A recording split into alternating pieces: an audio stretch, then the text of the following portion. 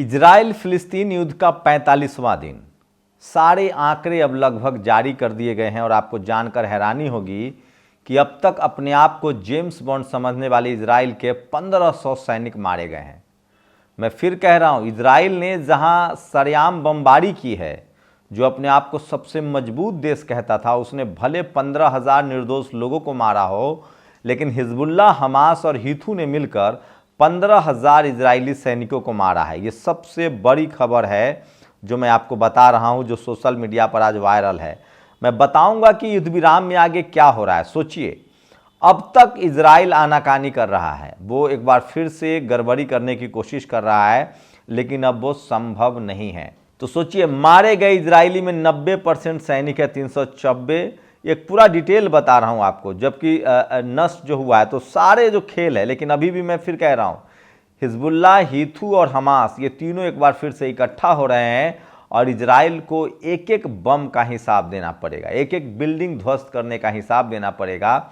और अभी भी फिलिस्तीन के जो लड़ाके हैं, लेबनान के जो लड़ाके हैं और यमन के जो लड़ाके हैं, वो उसके पीछे पड़े। और नई खबर ये है कि चेचनिया ग्रुप के बाद अब वैगनर, जो एक रूसी सेना की टुकड़ियां हैं, प्राइवेट सेना है, वो भी इस युद्ध के मैदान में कूद गई है।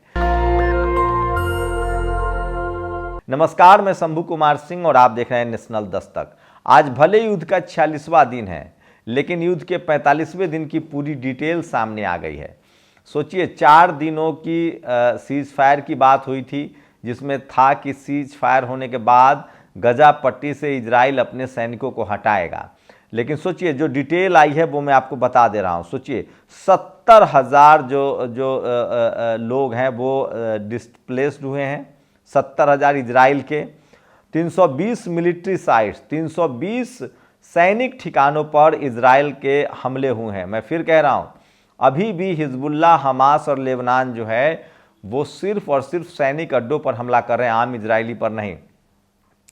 जो जहाज अगवा हुआ है, जिसमें इजरायली चालक दल के लोग हैं या इजरायली के मालिक बताया जा रहा है, उसका एक वीडियो जारी हुआ है, जिसमें यमन का एक फौजी जनरल कह रहा है कि आप चिंता ना करें, हम इस्लामिक लोग हैं और हम निर्दोष लोगों को नुकसान नहीं पहुंचाते हैं। हम दरअसल काफिर से लड़ रहे हैं, मतलब इजराइल से लड़ रहे हैं, हमें आपसे कोई दिक्कत नहीं है। तो सोचिए किस तरह के एहतियात बरता है अब तक। जिस हमास को, हिजबुल्लाह को और हूथी को आतंकी कहती है मनुवादी मीडिया, सोचिए उसने कितने ही सिर्फ सैनिक अड्डों पर हमले किए हैं। ये सबसे बड़ी बात है। लेकिन उससे पहले एक जो गोएबल्स टाइप के लोग होते हैं, उनकी खबर बता रहा हूँ। इस शख्स की तस्वीर देख लीजिए, स्क्रीनशॉट। इस शख्स का नाम जो है, ये अमेरिका के कई राष्ट्रपति, ओबामा, बुश और डोनाल्ड ट्रंप के साथ काम कर चुका है। इजराइल समर्थक स्टुअर्ट सेल्डविच है ये आदमी। ये न्यूयॉर्क में एक फिलिस्तीनियन वेंडर से मोहम्मद साहब को अपशब्द कहे, 4000 फिलिस्तीनी बच्चों को मौत को कम बताया और उसके नाखून छीलने की धमकी दी। आज यह शख्स गिरफ्तार हो गया है। तो सोचिए, ये जो पूरी दुनिया में जो इस्लाम के खिलाफ फोबिया है, जैसे भारत में जाति के नाम पर जो अत्याचार होता है, उसी तरह से पूरी दुनिया में जो गोरे हैं वो काले पर अत्याचार करते थे और अब मुसलमानों के खिलाफ अत्याचार करते हैं। काले से तो अब वो उलझ नहीं पाते हैं। सोचिए, जो जातिवादी होगा वो धार्मिक उन्मादी भी होगा, सांप्रदायिक भी होगा। जो जाति के नाम पर भारत में ऊंच नीच और भेदभाव करते हैं, हत्याएं करते हैं, रेप करते हैं, ऐसे ही लोग धार्मिक उन्माद, सांप्रदायिकता में भी शामिल है। और अमेरिका में भी और यूरोप, गोरे जो हैं उसी तरह से जो रेसिज्म में शामिल हैं, जो काले गोरे के नाम पर पहले शोषण करते थे, वही अब मुसलमानों के खिलाफ भी शोषण का खेल चला रहे हैं। तो ये शख्स गिरफ्तार हुआ है। और सोचिए, नए सेटलमेंट 5 इजराइल को पहुंचाया गया नुकसान का ब्यौरा है, हिजबुल्लाह ने जो जारी दिया। नए सेटलमेंट्स 5 नष्ट मिलिट्री साइट, 320 मिलिट्री अड्डों को उड़ाया है। और आर्म्ड व्हीकल, सोचिए टैंक जो है वो 21 टैंक जो है वो उड़ाए गए हैं, जिसमें जवान थे। कैमराज जो है 170, नष्ट रडार 47, यूएवी 3, नए कम्युनिकेशन सिस्टम 77। तो सोचिए, एक जहाज को भी मार गिराया था, इजराइल के जहाज को ड्रोन मार गिराए गए हैं। और कितने टैंक उड़े हैं इसका कोई जानकारी नहीं। 170 का डेटा दिया जा रहा है अभी तक। तो और 1500 इजरायली फौज जो है वो उसको मार गिराया है। तो सोचिए, ये देखिए डिस्प्लेड 70,000 लोग हुए हैं, destroyed 320 military site, 21 arm vehicle, 77 com system, 47 radar, 170 camera, 4 drone, 22 jamming system, 13 intel system, 5 सेलिंग स्टेलमेंट, 15 मिलिट्री डिप्लॉयमेंट्स। तो ये वो तमाम हमले हैं जो हीथू और हिजबुल्लाह और हमास ने संयुक्त रूप से किया है। लेकिन इसमें जो सबसे खास बात है कि किसी भी निर्दोष लोगों को टारगेट करने की कोशिश नहीं की गई है, जो ये सबसे बड़ी बात है। तो सोचिए, अब आप बताइए कि इसमें आतंकवादी कौन हुआ? हमास हुआ, हीथू हुआ, हिजबुल्लाह हुआ, या इजराइल है जो लगातार बम गिरा? इराक के इस्लामिक प्रतिरोध ग्रुप ने मध्य एशिया स्थित अमेरिका के इरबिल सैनिक अड्डे पर हथियारों से संयुक्त ड्रोन माध्यम से बम गिराए हैं। तो अभी भी ईरान के मदद से अमेरिकी हमलों पर ठिकाना जारी है। और सोचिए, हमास ने ये 22 तारीख का एक वीडियो जारी हुआ है, हम वीडियो तो नहीं दिखा सकते हैं यूट्यूब के गाइडलाइंस की वजह से। 22 तारीख को गाजा में लड़ाई हुई है, उसका वीडियो जारी किया। इसमें जिस तरह से चुन चुनकर इजरायली टैंकों, सैन्य वाहनों, बुलडोजर और सैनिकों को 1 या 2 फिलिस्तीनियन रेजिस्टेंस के जंबाजों ने मारा है, पूरे विश्व के लिए ये मिसाल है। सोचिए, दो हमास के जो जवान हैं वो भारी पड़ गए सीधे सीधे इजरायली फौज पर, टैंक पर। तो लगातार मानव बम बनकर, मैं फिर कह रहा था, जिस तरह से 20 लाख फिलिस्तीनियों को बेघर किया गया है, उसके बाद से उन लोगों ने तय कर लिया है कि अब वो इस युद्ध को लड़ेंगे, जीतेंगे और अपने देश की आज़ादी की लड़ाई लड़ रहा है। और इसीलिए मैं कह रहा हूं कि ये सबसे बड़ी खबर है कि किस तरह से हिजबुल्लाह को मिला ईरान का बम, इजराइल पर गिरेगी फत्ताह मिसाइल। अभी भी हिजबुल्लाह जो है इस युद्ध से पीछे हटने के लिए तैयार नहीं है। और वो लगातार, सोचिए, ये एक 68 लाख लोग जो हैं वो इस युद्ध से प्रभावित हैं। वेस्ट बैंक में 4 लाख लोग डिस्प्लेस हुए हैं, इस जेरूसलम में 2,20,000 लोग जो हैं। तो इस तरह से Israeli settlement continue to grow.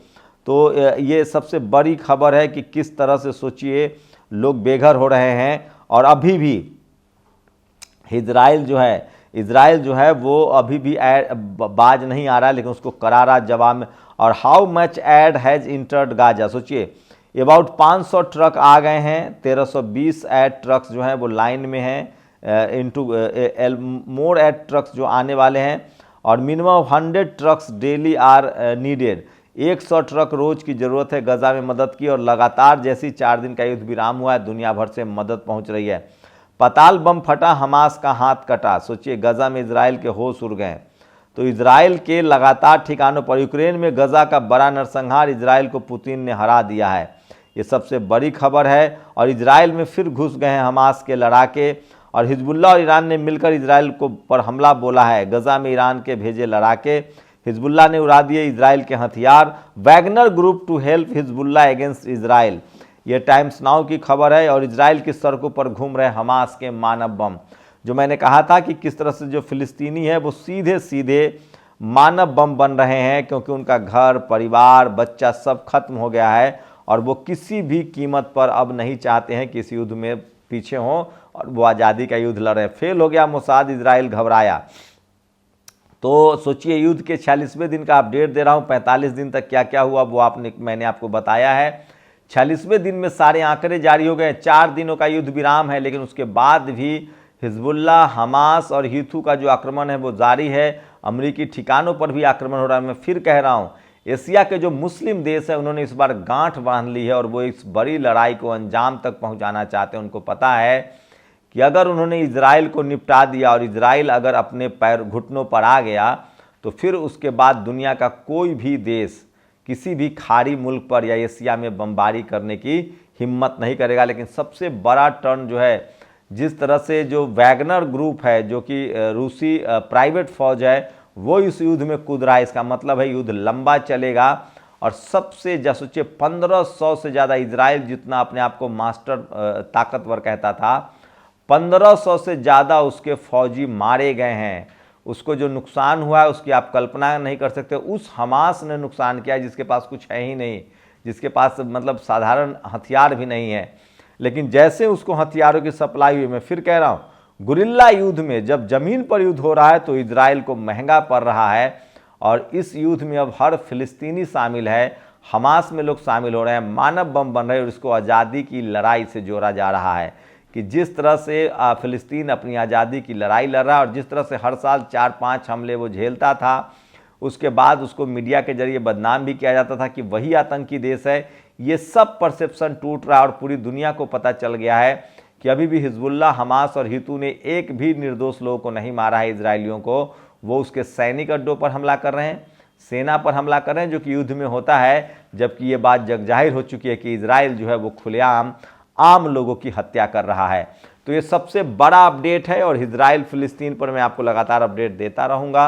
ये सबसे बड़ी खबर है और इससे साफ चल गया है कि हमास, हितू और हिजबुल्लाह आतंकी नहीं है, आतंकी इजराइल है जो आम लोगों को मार रहा है। और अभी भी ये साफ है कि इजराइल के सेना पर हमास, हितू और हिजबुल्लाह का हमला जारी है और ग्राउंड पर गजा पट्टी में इजराइल के पैर उखड़ गए हैं, उसके सेना मारे जा रहे हैं। और इससे जैसे जैसे उनके जवान मारे जा रहे हैं, बेंजामिन नेतन्याहू के खिलाफ सबसे बड़ा गुस्सा जो है और लोगों में भड़कता जा रहा है और सबसे बड़ा आंदोलन जो है वो भी शुरू होने का खतरा है, क्योंकि इजरायली अब बेंजामिन नेतन्याहू को पसंद नहीं कर रहे। उनको लगता है कि उसने जानबूझकर युद्ध में धकेल दिया अपनी कुर्सी बचाने के लिए। आप लोग की क्या प्रतिक्रिया, अपनी प्रतिक्रिया जरूर दीजिए। 75 साल बाद फिलिस्तीन निर्दोष के तौर पे देखा जा रहा है, पूरी दुनिया उसके साथ है, और वहीं इजराइल जो पिछले 75 साल से अपने आप को विक्टिम कहता था, दुनिया ने अब देख लिया है सोशल मीडिया के दम पर, सोशल मीडिया की वजह से, कि असली आतंकी देश इजराइल है जो निर्दोष लोगों को मार रहा है। आप लोग अपनी प्रतिक्रिया जरूर दीजिए। शुक्रिया। नेशनल दस्तक की आपसे गुजारिश है कि अगर इसको बचाना चाहते हैं तो नेशनल दस्तक को सब्सक्राइब करने के लिए रेड कलर के सब्सक्राइब बटन को दबाएं, फिर बेल आइकन की घंटी दबाएं। नेशनल दस्तक को बचाने के लिए बहुत जरूरी है कि हर खबर को शेयर करें, लाइक करें, कमेंट जरूर करें।